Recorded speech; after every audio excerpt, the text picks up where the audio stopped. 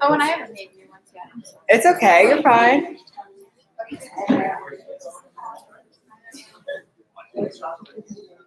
God. Oh, we're live.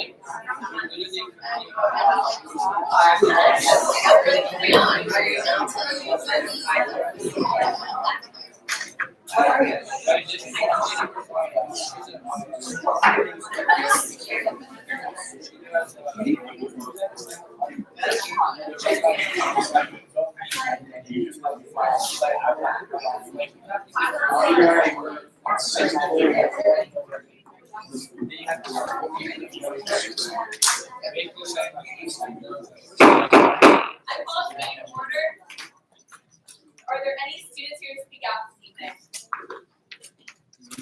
Seeing none, we'll move on to announcements. Does anyone in the body have any announcements this evening? I'd love to see your yes.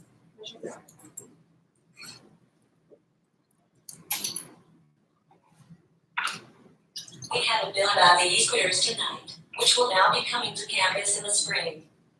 Jeannie put it in the Slack earlier, so please make sure you read it and feel free to message me with any questions. Any other announcements this evening? Seeing none, we'll move on. For our first presentation tonight will be from Chief Powers, so please welcome him.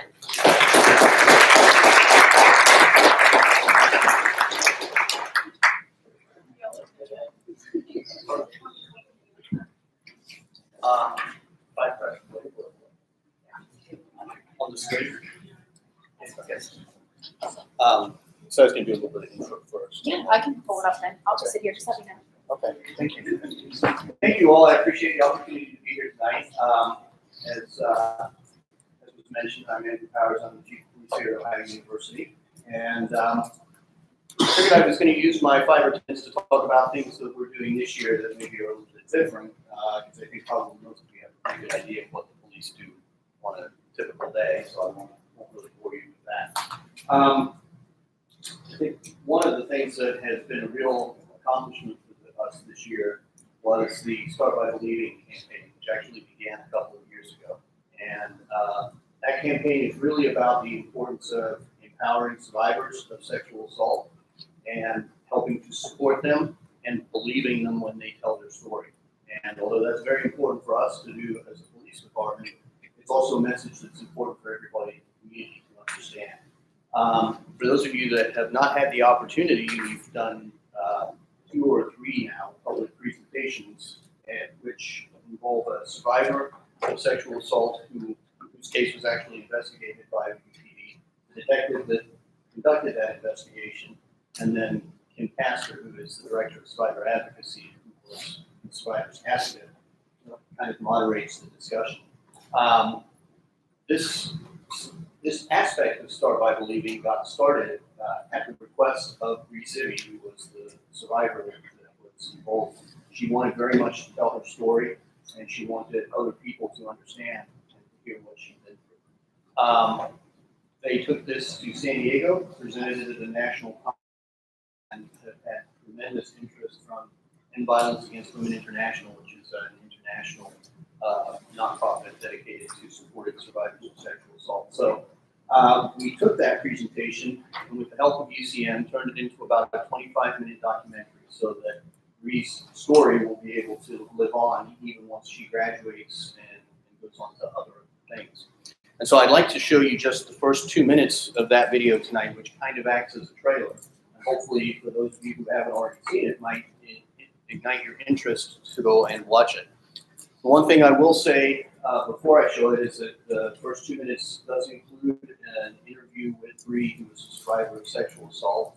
And what she talks about may be disturbing for some people. So if you want to step out of the room for the next few minutes while we show the video, that's perfectly understandable.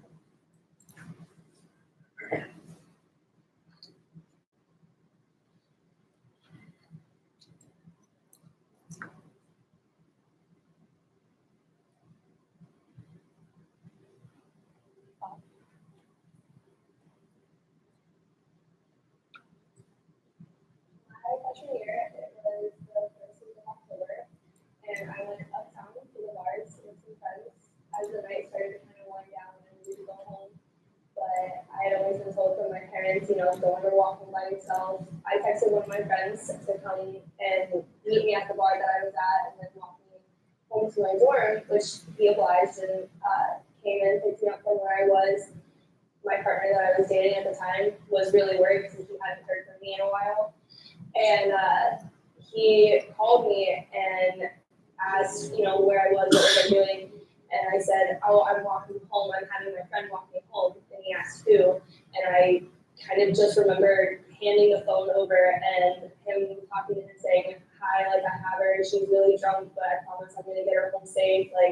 I'll text you from her phone when we get there. I don't really remember a lot of the walk home.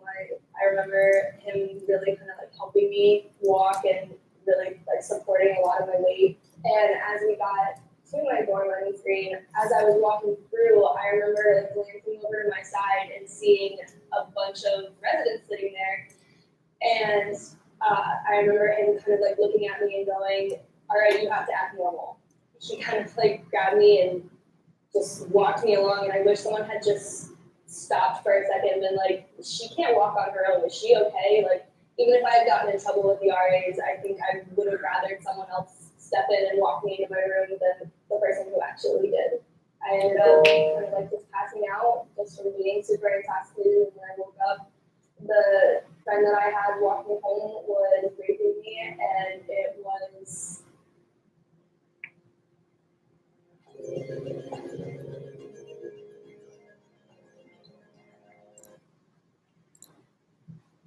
So it's an extremely powerful video to watch, and it's a real privilege to work with Bree. She's a very, very amazing woman.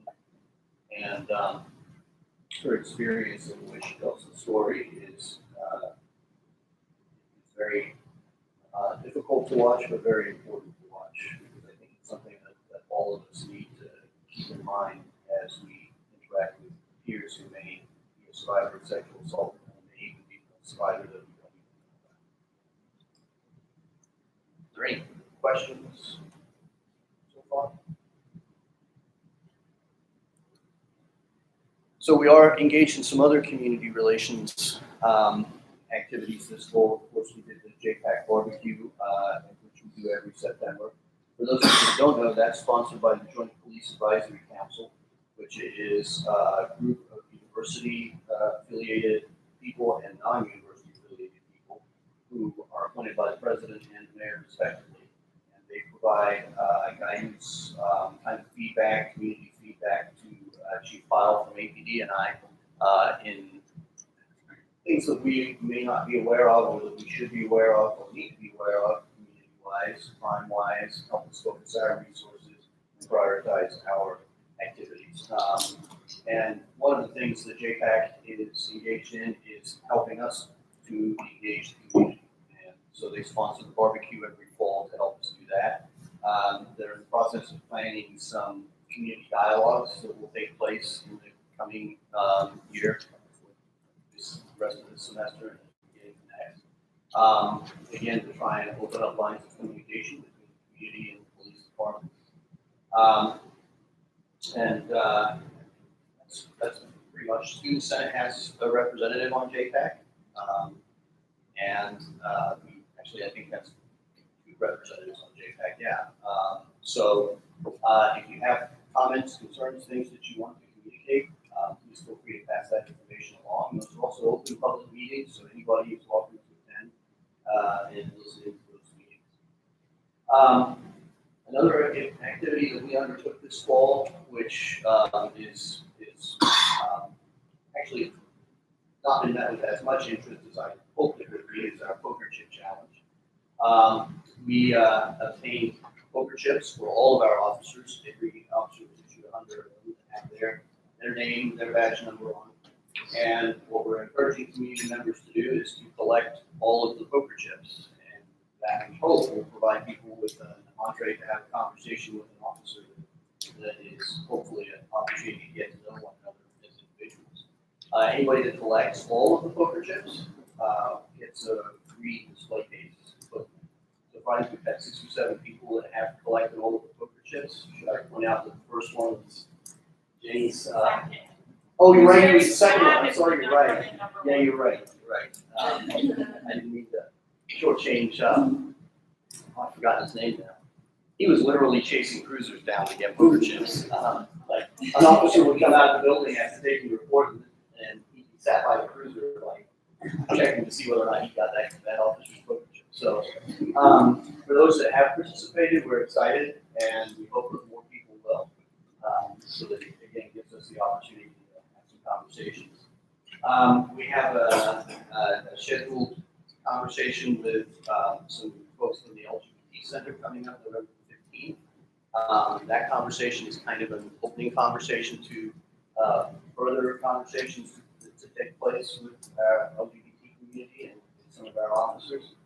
And we're hoping to work with other areas on campus, particularly areas from underrepresented constituents, to try and help have more conversations like that so that we can hopefully start to build a better relationship with some of our underrepresented communities. The only other thing that I want to mention is that the Bromley Hall incident and the resolution that was shared with me earlier today. I simply want to share some information that may help you inform the discussion that you have about that resolution. We do have an emergency notification system on campus that includes text alerts as well as outboard notifications and emails and various other means of communicating. And we use those on a regular basis. We use them when we had a potential shooting at Yam Hole a few years ago. We had a bank robber that showed up on campus. We issued a text alert. We had a robbery that occurred on campus a few years ago. We also issued a text alert then.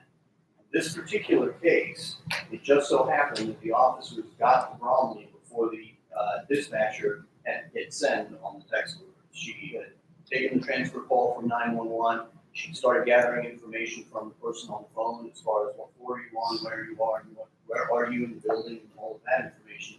And she finished that up and turned to start hitting the send button on the text alert. The officers had already arrived at Bromley and said, hold on, there's nothing showing here. And as it turned out, it was not actually an active shooter. And so she did not get sent because we don't want to send alerts out when there's not actually an incident. We want people to ignore our alerts when we send them. So I don't know if that information is helpful. The one thing we did screw up was we did not knock on Kathy Murphy's door and tell her what had just happened so that she was able to answer questions the next morning. And that was a mistake on our part. The officers there all thought that somebody else had done that, and there was a lack of communication on our part. So hopefully we'll fix that and that won't happen. Thank you. Are there any questions for Chief Powers?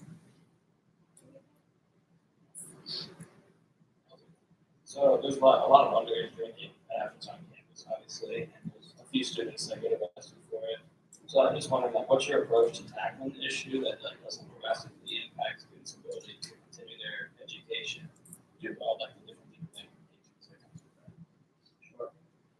So when we look at the kind of crime that occurs on campus, almost, I would say 80% of the crime that occurs on campus is related in some form or fashion to alcohol consumption. Damage to property, assaults, fights, all that stuff. Probably we have 80% less calls for service if all of a sudden alcohol disappeared. So for us, alcohol enforcement is somewhat similar to the highway patrol enforcing the speed limit to try and reduce traffic fatalities. Where most of the certainly sexual assaults that we see on campus occur in private space, they don't occur in places that we can control. So our greatest ability to fight that kind of crime is to try and address the underlying contributing factors.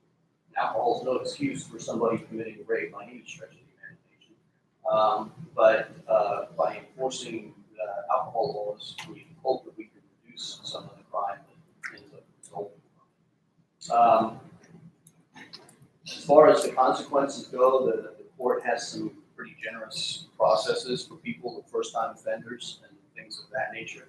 Typically, we don't get involved unless it's a particularly egregious situation. If somebody is quietly walking home, we don't stop everybody that's walking home to see how drunk they are. But if you're walking home and you decide to walk over a car as you're doing so, or turn over a trash can, or pull a street sign out of the ground, those things tend to attract our attention. Those are typically the offenses that we get involved. Any other questions?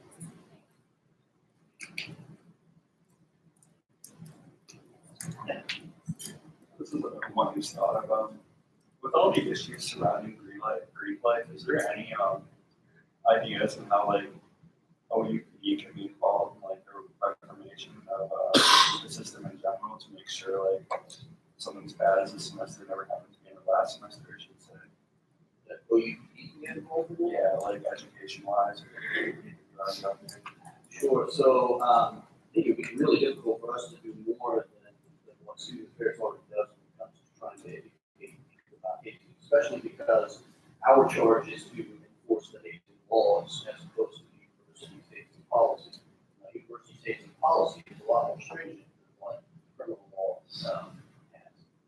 I will say that I've had a couple of meetings to talk about ways that criminal law could be enhanced so that it's easier for police to prosecute hazing offenses, but that doesn't get into prevention as much as it gets into reaction. So we do work closely with Student Affairs. I've had several meetings with Ariel. She was one of the first. She worked right on campus. I was one of the she had. So we do have conversations, but it's very hard for us to get involved in the education piece of it without sort of replicating what Student Affairs is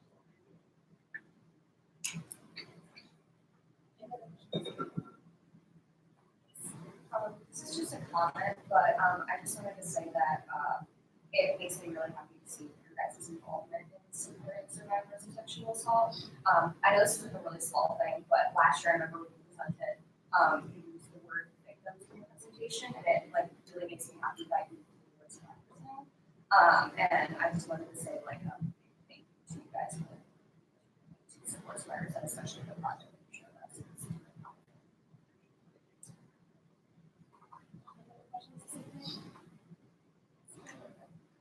I know how you can do those presentations on self-defense for residence halls. Have you guys ever considered doing that on larger capacity for like all campus students? Yeah, so we do RAD, the rape aggression defense training. We have both for male and female. We taught separately in the Room Training Center. And they're open to the public, anybody who wants to participate in. So off campus, on campus, if you want to sign. And if you have a particular group where you want to get a group together, you can, there's a link from our website to request a program. We'll try to set something up specifically for your particular group.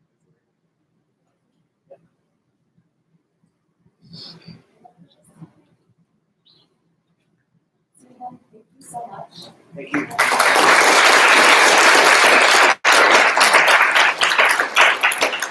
Let's talk about Bobcathon.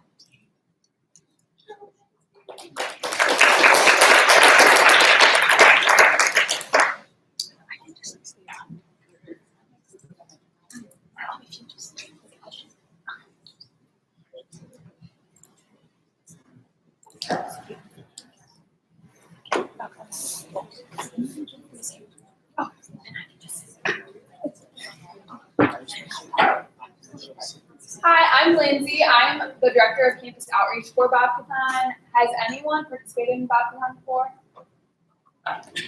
Cool. Okay, I like it. She's participating again this year. Has anyone not heard of Bobcathon before? Okay, cool. So it's known. I'm just here to like entice you guys to become dancers and just inform you a little bit more about what Bobcathon is.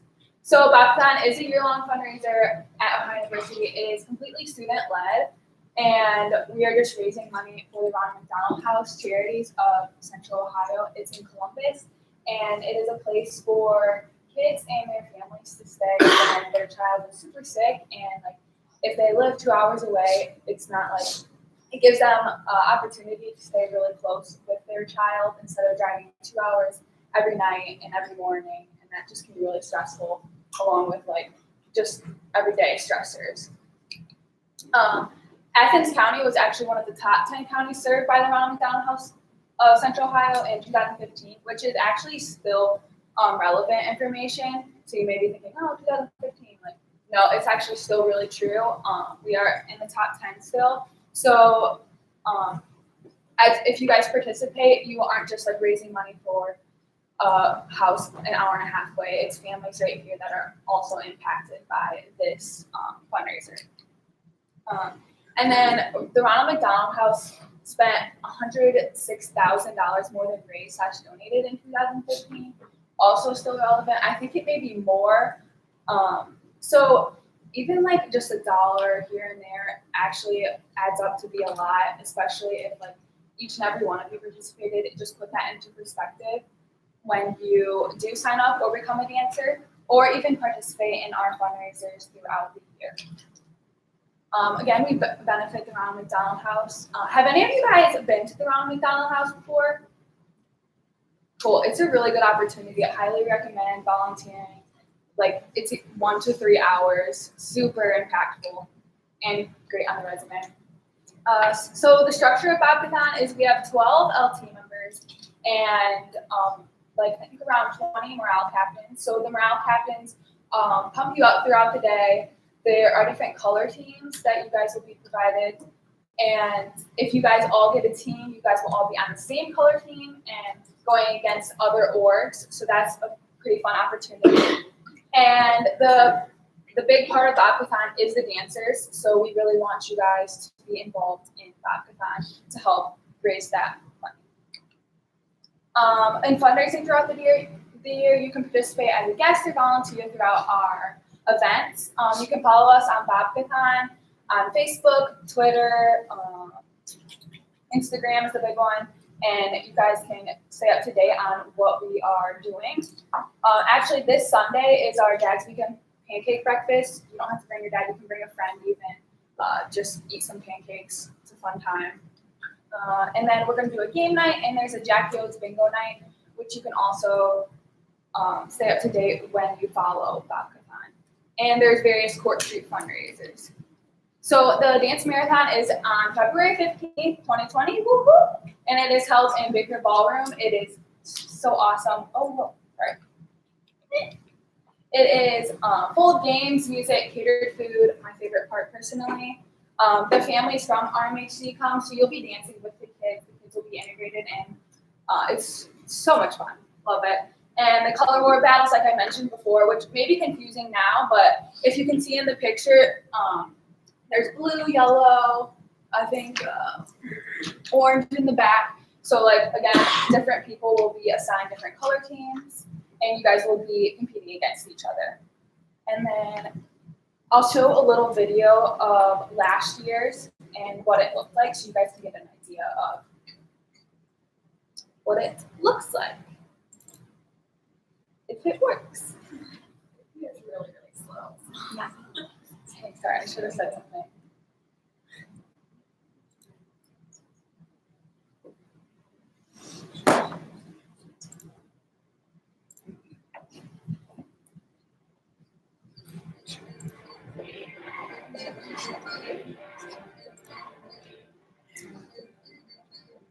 Is a year-long fundraiser that raises awareness and funds for the Wellness House of Central Ohio. It all comes together in culmination of this 12-hour dance marathon to bring it all together and really just to celebrate the year and fundraise and to see how much we really got to do and how many nights of rest will provide to the families. Because that we are making money for and can't do this, so that's what we're gonna do. Looking around and seeing, walking around and seeing, and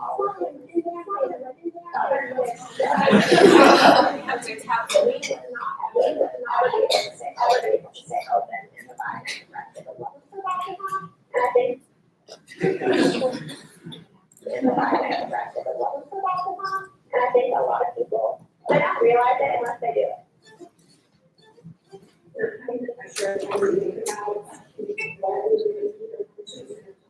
Thank you.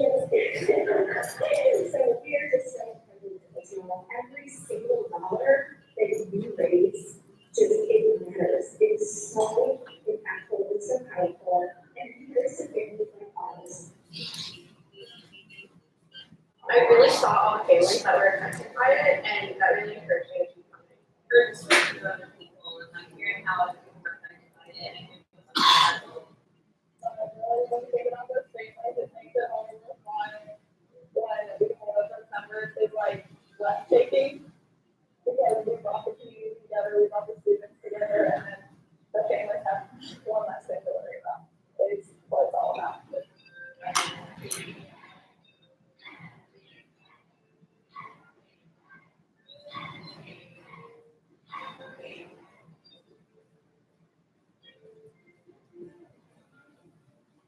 So you get an idea of the energy throughout the day. Disclaimer, you do not have to be a good dancer to do this. Like, I am terrible. As long as you have fun with yourself, just let go. It's just a fun time with friends. Why be involved? It's just something bigger than yourself. You can give up 12 hours of a Saturday for this, and you will feel, honestly, a change in your heart. You benefit Athens family, so you're not just benefiting any 2 hours away. It's actually meaningful to our county. And you meet new friends and you earn volunteer hours for your awards. And then how you get involved is you can use this QR code right now. I can also send you the link later on to pass out to them, which will be a little bit easier. And then the link will just guide you right to your page, and then you guys can sign in under Student Senate for the team. And then just follow us to stay up to date with anything that's happening. Are there any questions at all? Yes. How do you get fundraised and how do people fundraise for you? Yes. So, are you asking for how you raise your $100? Okay. So personally, I target the old people on Facebook. The best way I do it is I directly message them, not just send out a mass post, because the majority of people look at it and they're like, meh. Also, when you do sign up for your page, make sure you have like a presentable picture of yourself so they know that they're actually donating to something for you and not just like a random C for your first name. Like that's not very like reliable. Also, we'll have very variety of like bingo cards you can post on your stories on Instagram, on Twitter.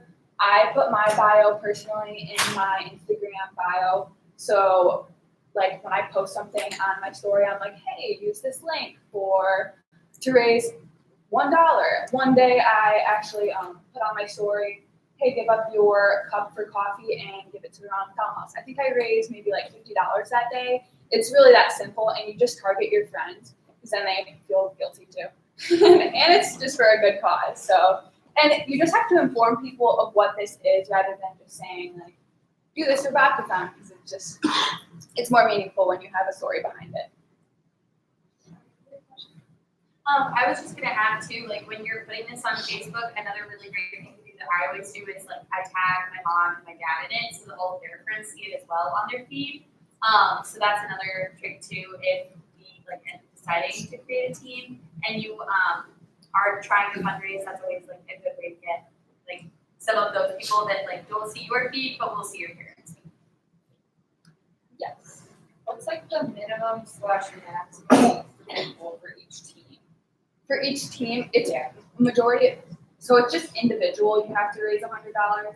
You have to try your best to raise $100. If you like can't at all, then it's fine coming into the day of. But just try to raise as much money as possible. Like if you come in with zero, obviously like you didn't push your page and like this isn't a passion for you. So we just want to like. Because at the end of the day, our goal is to raise money for the Ronald McDonald House. So just trying your best to at least raise $100 is what we want. Yes. What's the minimum amount of people that you have on the team who want to? As many as you want on the team. And if you have friends, like this is not just for student senate. Like you guys will obviously have your own team, but like get your friends to come. Like the more the merrier. Any other questions? Thank you so much, Lindsay. Yeah, thank you for having me.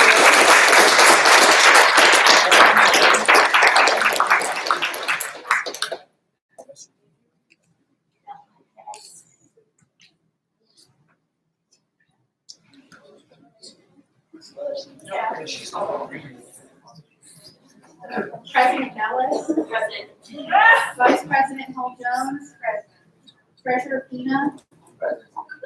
Commissioner Gill. Senator Shaver. Proxy. Senator Rochelle. President. Senator Oakley Bendy. Senator Archibald. President. Senator Stevenson. Present. Senator Brewer. Senator Klein. Senator Eberlein. Senator Moore. Senator Art. Senator Alexander. Commissioner Gibson. Senator Thornton. Present. Senator Fenton. Present. Senator Quay. Commissioner Shriya. Commissioner Kramer. Present. Commissioner Osjown. Senator Akin. Senator Warkamp. Present. Senator Warren. Commissioner Newman. Senator Steele. Present. Senator Yates McEwen. Present. Commissioner Zimmerman. Present. Senator Adams. Senator Thomas. Senator Galili. Present. Commissioner Bozinger. Present. Senator Klein. Present. Senator Schmidt. Senator Kelly. Present. Commissioner Conrad Sweeney. Senator Fink. Senator Shank. Present. Senator Duziak. Senator Freitag. Senator Van Ezra. Present. Senator Sweeney. Present.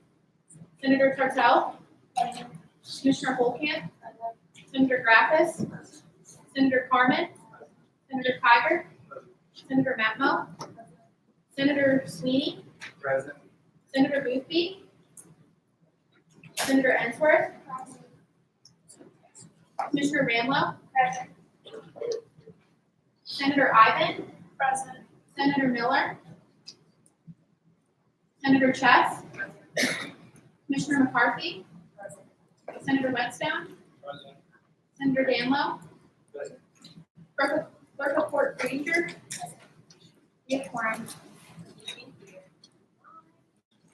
Okay, this is the agenda. A motion to add Senate Bill 1920 a bill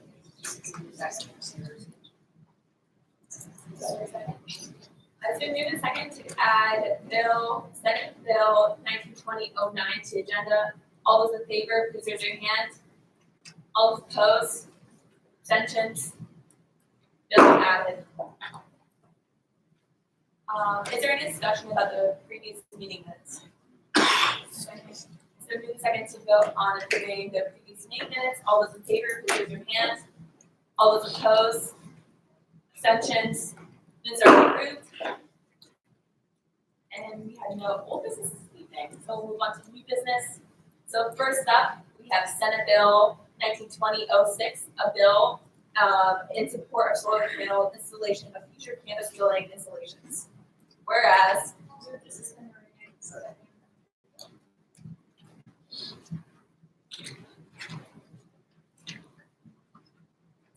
primary sponsor is Vegetation All. Is he here this evening? Yes. We have like 3 minutes to talk about. Thank you. So this bill is encouraging Ohio University to install solar panels on more buildings on campus. It's important to combat climate change, and 70% of the university's carbon emissions are due to electricity usage and the heating and cooling of buildings. You can decrease this by becoming less dependent on fossil fuels to power campus. I encourage you all to pass this. Commissioner Schreier. I'm Roxanne Porter. She hasn't sent me today, but I'm sure.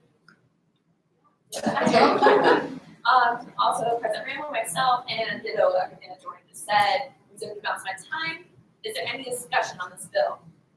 So move to second to vote on Senate Bill 1920-06. All those in favor, please raise your hand. Opposed? Abstentions? Bill passes. Since I am the primary sponsor on this bill, I am giving President Pro Tem to Vice President Lenny Morris. Oh, sorry. Okay. Senate Bill 1920-07, a bill to support President Randall signing a letter regarding Ohio gun policy, whereas primary sponsor is President Randall. Hello, everyone. So basically, I'm in a group chat with all the other Ohio Student Senate student government presidents.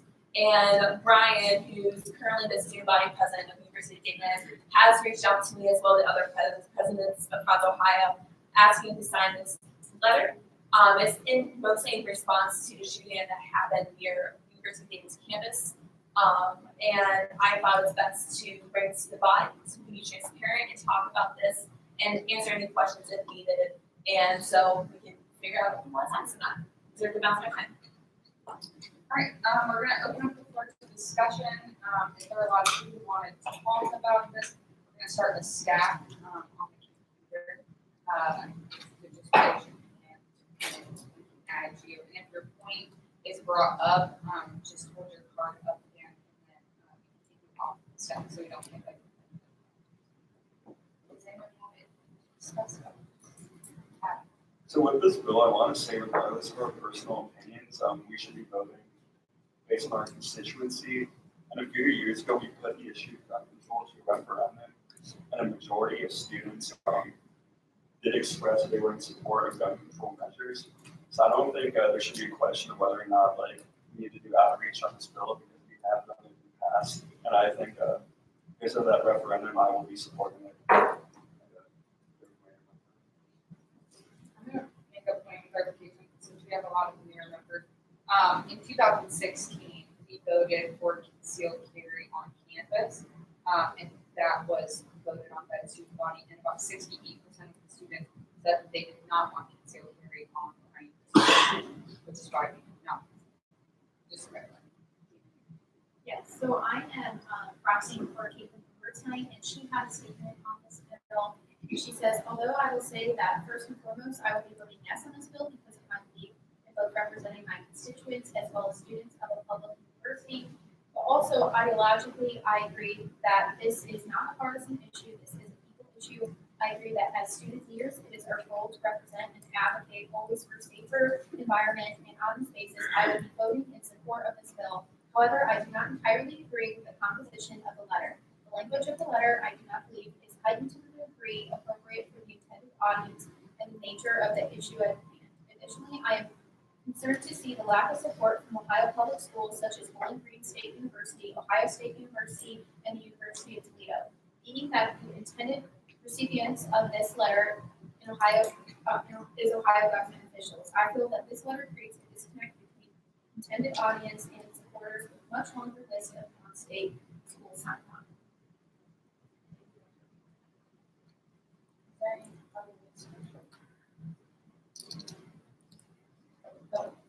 I don't have any like specific like political arguments, but just as someone from Dayton, I know like I'm sort of outside of Dayton, but like the Oregon district is so similar to Athens.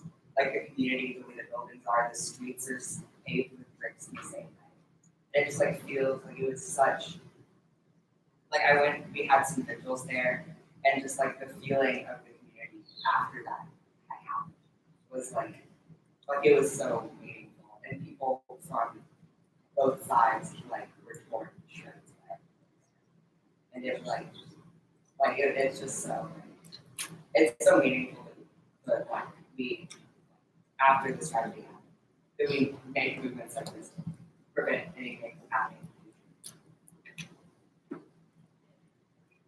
I just wanted a question, because I know it's like the state's sent to government Ohio legislators, but I saw a lot of the people signing the letter from Ohio schools. Is this being sent to other state legislatures where the schools are based, or these?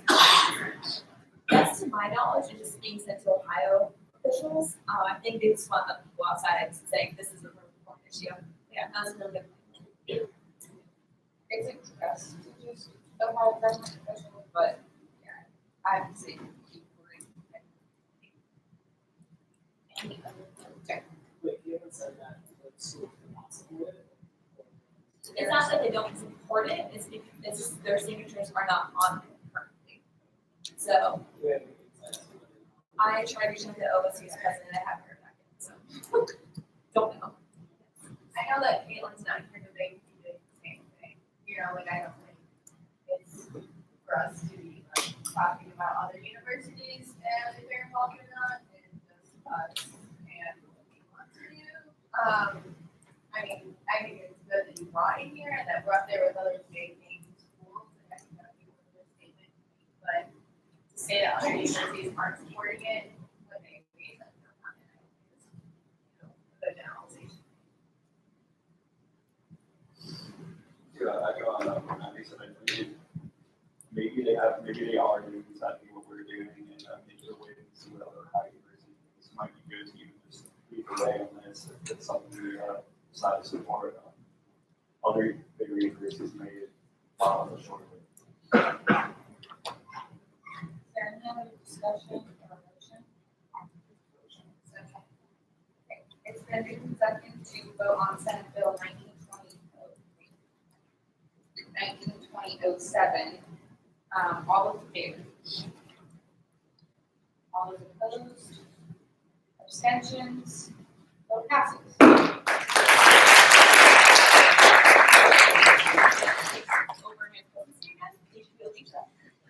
Moving on to Senate Bill 1920-08, Senate Bill to ensure students' safety on campus. Whereas primary sponsor Senator Frugak. On August 4th of 2019, I woke up to the sounds of my mom crying, saying under her breath, "Leslie is okay, but there was a shooting in Dayton." That day was full of too many emotions. Almost losing my best friend and my sister. When I told my mom about what happened in Bromley, she said, "I know the third time I won't be so lucky." I am aware that there was not a shooter in Bromley that night. But what is not okay is that no one was informed of what happened until our floor group meeting said, one person stated, "Why was there a cop with an AR telling me to get out of the building and it isn't safe while I was getting water?" The point of this bill is not about guns. The point of this bill is about to ensure the safety of students and how it was not the priority that night. A simple text to say, stay in your dorms until further notice, we are investigating the situation. It is needed in a situation like this. Please vote in safety of students with this bill that it needs to be a priority on campus. And with this, I reserve the balance of my time. Secondary sponsor Senator Cardinal. I just want to emphasize that the purpose of this bill is not to get a full report when we're conducting an investigation, but instead to receive like a preliminary information in order to protect the citizens. Richard, Yeah, there's just no reason that the first act of the police department, and as you call it, that should be to protect the potential safety of students, and at least, inform them of what has happened, that there has been called reporting this. Whether or not it's true or not, the time that it takes for a police officer to get to Bromley, people could be dying, and the text right after that report is received, it's something that's really important. So encouraging them to at least have some guidelines in place for when something like that happens, I think is of vital importance. And everything that he said is correct, like they didn't do anything. I mean, they just made a mistake. I guess that's fine. The person on the phone wasn't able to act as quickly as she would like to. So, I mean, no hard feelings obviously, but I feel like having some guidelines in place for a specific instance like that people need to make sure it's happening, and like maybe next time that goes to the report is false. So there needs to be some sort of effect for the people who are going to be affected. Thank you. Is there any discussion on this bill? Excuse me.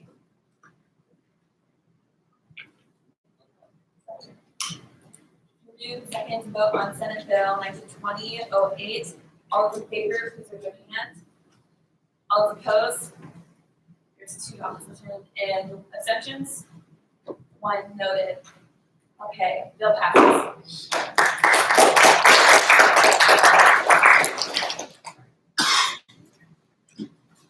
Bill keeping. So next up is Senate Bill 1920-06.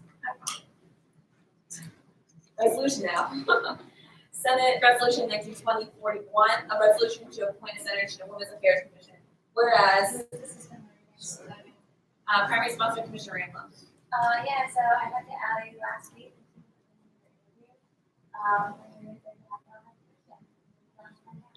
Thank you. Vice President Lenny Morris. I echo it. Any discussion on this resolution? Allie was my roommate last year, and she knew how excited I was about the Senate, and she's really excited to be a part of it, so I'm super excited to have her here.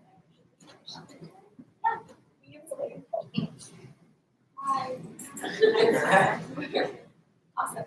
Any other discussion or motion? Okay, move to second to vote on Senate Resolution 1920-41. All those in favor, please raise your hand. All those opposed? Abstentions? Resolution passes. Next up is Senate Resolution 1920-42, a resolution to update Chapter 3 of Rules and Procedures for Executive Staff. Whereas, primary sponsor Chief of Staff Pearson. Yeah, so for this, Chief of Staff will be collecting, gathering, and submitting an up-to-date roster to CAP so that we can check student center retention. So we are just adding this as part of my duties, so I will be starting that. So, and I'm Next up is Vice President Lenny Morris.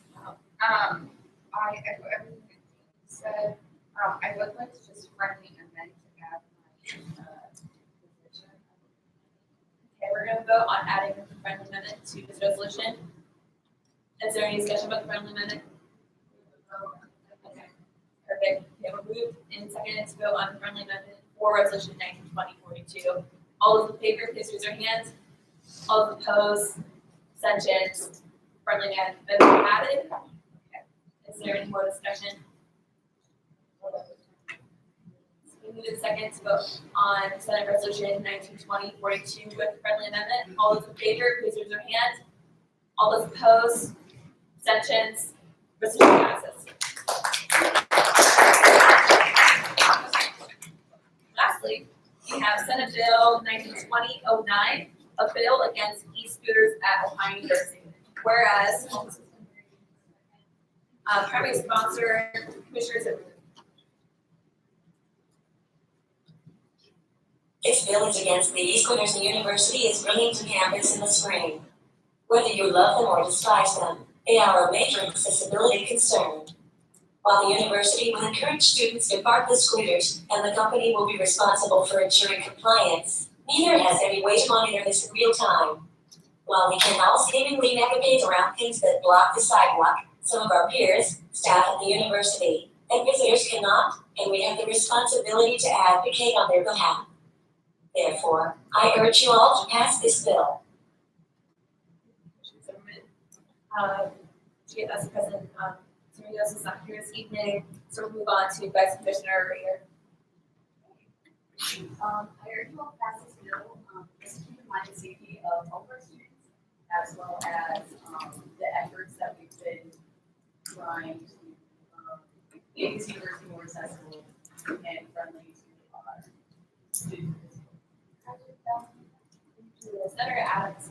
So, I just want to clarify here that we're all fully in support of, technological development, things like that, to try things that improve our lives. But we have a responsibility as a governing body, the students who are less able or differently able.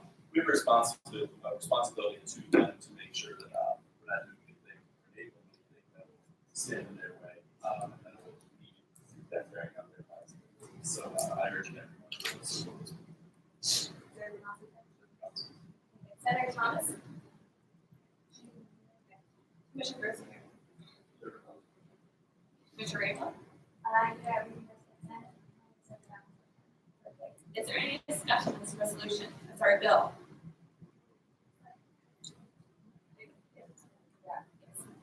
I'm going to vote yes on this, but I'm just like a little bit questioning it because they're already in a contract, so like whether we pass this or not, like it's not going to prevent the e-scooters from coming. Like yes, I do think it's important to say that we are that we don't like that they're coming because of accessibility, but I like it's not actually they've already signed the contract. So but I do think that there needs to be work done so that they can only park in designated areas. But that's not.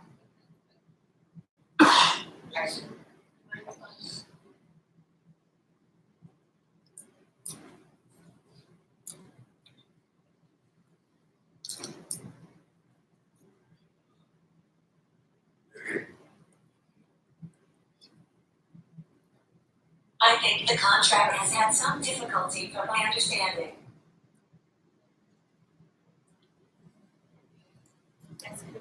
So just to elaborate on what Alicia said, so what is this bill like asking for? Like, are we like getting one more of the state, or I guess like as Alicia said about like we're in a contract, like they're coming, just so. Yeah, just the one resolve clause says in line 35, resolve that Ohio University may keep out its campus and no rides not in the approved. That'll make the entire campus and no rides. As opposed to this College Street and Uptown. I just want to point out, I got a recent email about this. That's the university and the city together. It's not just an Ohio University thing, and apparently they've only executed a 1-year student service agreement. So even if it is under contract right now, it's only for a year. It's like the voice will make an impact, even if it's only for a year. That makes sense. I also understand from cities that there's a 100-day trial period. So I haven't looked over the contract out there you must really have, like, I can imagine there probably will be an ability to adjust the buy zones like later on, so establishing a weed if you're not personally walking the entire neighborhood versus campus, finding some deep select areas to be scooter areas. I think that would be effective. Would definitely be a meaningful I mean, no business is really gonna bring their scooters danger if they can't grow anywhere. Like, so if you limit the entire campus to right, they're not going to like make it money. Okay, well the lines are very blurred between this two. I go. Yes.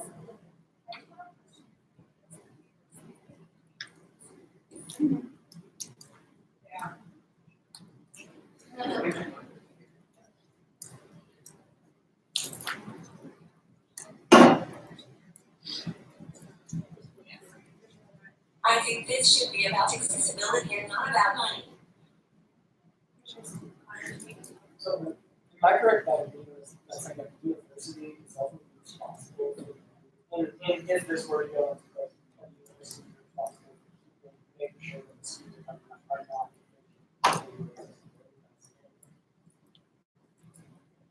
Like they would be like a receive a call from the parents.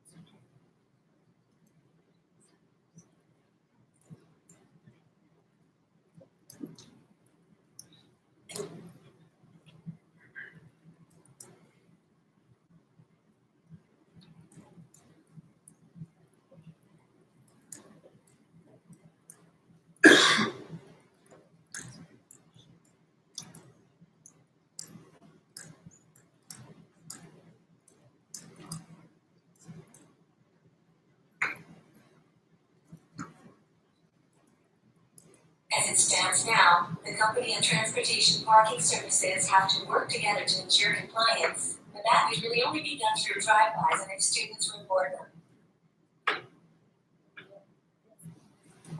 So my understanding, because I remember they came last year, like sustainability office, so my understanding of the scooters were a sustainability initiative. I know that other universities already have, scooters, and I think that we know about accessibility and other options so that we can support sustainability and accessibility at the same time. Yeah, I think a clarifying point, is that they were, initially the conversation was on bikes across campus, bike places, but then it kind of should be scooters, so, but I want to respect on.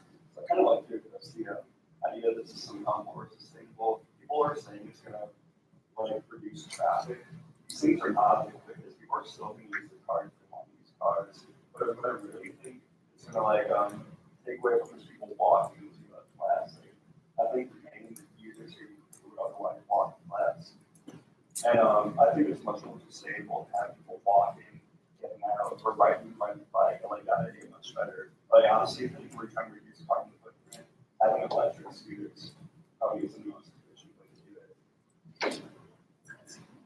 I think that for my like biggest qualm about this, like has nothing to do with money. It's just that it's about accessibility and but I don't like line 35, like the resolve clause that campus should be a no ride zone, because that's just like not going to happen. Like the university's already signed a contract with them, and they're not going to change that. I think that the conversation that should be had would have been to make it more accessible to the staff of scooters is that they can only be parked in designated areas, because that's actually. I'd also like to share that our peer institutions have banned them and impounded them.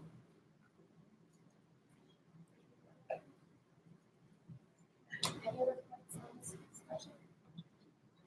Is there a motion?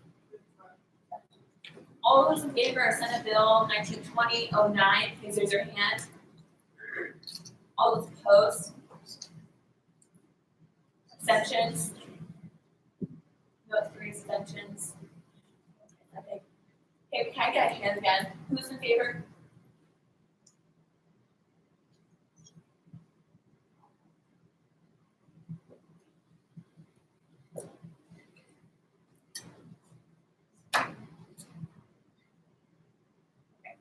All those opposed?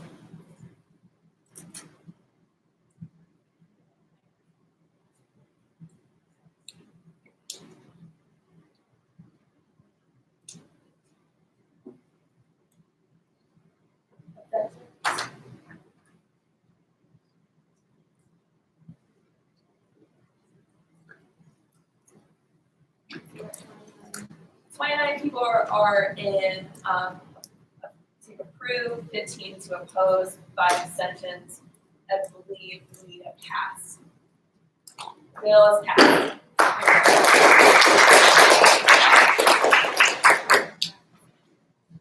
Okay. Do any commissioners have any reports this evening? Oh, yes, Commissioner McCarthy. So last time having application was open and we sent out the email to all the student organizations. If anyone comes into the office, asking questions about special funding, we developed a comprehensive guide, which is on our Bobcat Connect, and was also sent out by Bobcat Connect to like every student organization that you're on campus. So you can just direct them to that. That should answer any questions right now. Any other commissioners who have reports this evening? I just have to add. Yes. We're looking for 2 auditors for the auditing team for SAC, so if you or anybody's interested, please reach out to me in the morning or night. Thank you. Any other reports this evening? Seeing none, we'll move on to Senate committee reports. Yes. Yeah, my weekly from our community service. So the tree planting team is filled. So thanks everyone who volunteered for that. It's gonna be a really fun time. Hoping to have another community service event before the end of the semester. Hopefully later ones, we can more people. I'm looking for ideas. If anyone has any, please reach out. And also after the Bobcat presentation, and we do have a team currently getting already signed up for it. So we're looking for everyone who wants to get involved. We're gonna be collecting money for it. That's really making an impact with this. Also, my final thing is I want to congratulate you, like, on the victory for the increase.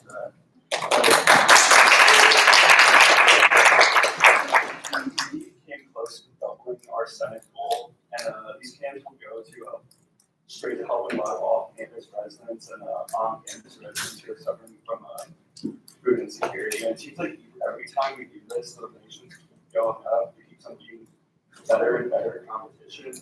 And I look forward to next year. I'll say that. Also, I do have to say, a lot of Senate commissions did not participate at all. We've had 2 weeks to do this. I hope with the next one, there'll be more people actually donating rather than just a few of commissions like taking the majority of the donations. I think that's something we can really improve on. And who knows, maybe next year or something. Look forward to it. So I take my report. Any other Senate committee reports this evening? Seeing that, we'll move on to university committee reports. Seeing that, we'll move on. Okay, so this week's Halloween costumes. So that's me as Superwoman and my big FF Lydia as the host lady. So really fun stuff. Happy week 10, everyone. I would like to say that it's Dad's weekend this weekend, and I hope lots of your dads are coming down, but please understand there's people who may not have dads or dads who are not able to come down, so make sure you're including your other friends who may not have dad here this weekend. I hope you have a lot of fun. And also, we have an advocacy day on November 13th. Not we necessarily, but OSU's is hosting one. I didn't really hear about it until last week, but I'm kind of in contact with them right now. I don't know what they're lobbying or advocating for. I'm still trying to explain the list. I talked to Maddie about it right before the CBM. If anyone's interested in going to State House on November 13th, is a Wednesday. They are leaving Columbus, I guess OSU's campus at 8:30 and to meet till 4:30. So if you're interested, please talk to me or Maddie about it. I'm trying to get more information, and we'll figure out if we can do a carpool or something. So that's that. Another thing is please close your laptops during presentations. I'm going to keep saying this over and over again. These people are coming this tonight to spend their time with us. Make sure you close your laptop, give them your full undivided attention. And also, lastly, as a fun thing, Bobcathon. I want to see so many people on this Bobcathon team because we're gonna rock it. I don't know what color we are, but we're gonna rock whatever color we're gonna wear. And I would love for everyone to be involved. If you have any questions, please talk to me, Jamie, or Adam about it. And that is in the report. That's me and my sophomore year, we were taught really well.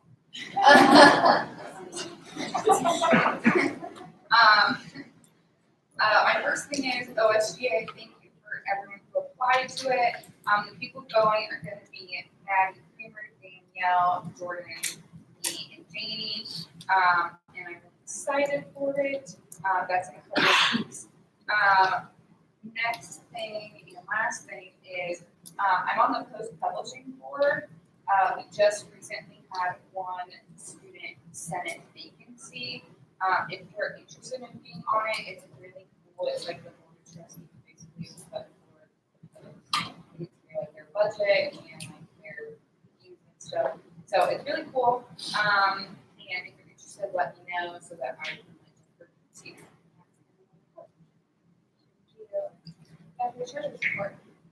So that was me and my friends at Pulp Fiction last year. It's really good. It's a lot better than my current Halloween costume. So you didn't even show up. So last week, I used my discretionary to cover the extra $1.01 that Minority Affairs used for pizza. Just running that by you guys. And then, so IFC is hosting their Mentala on November 16th from 5 to 8 p.m. and it's 8 tickets per table. So if you guys if anyone's interested, please reach out to me and I'll try to get you on.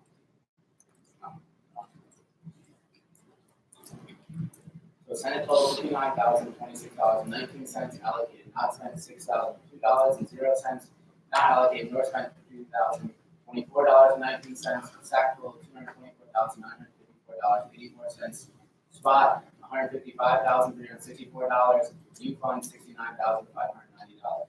These numbers are accurate to the best of my knowledge.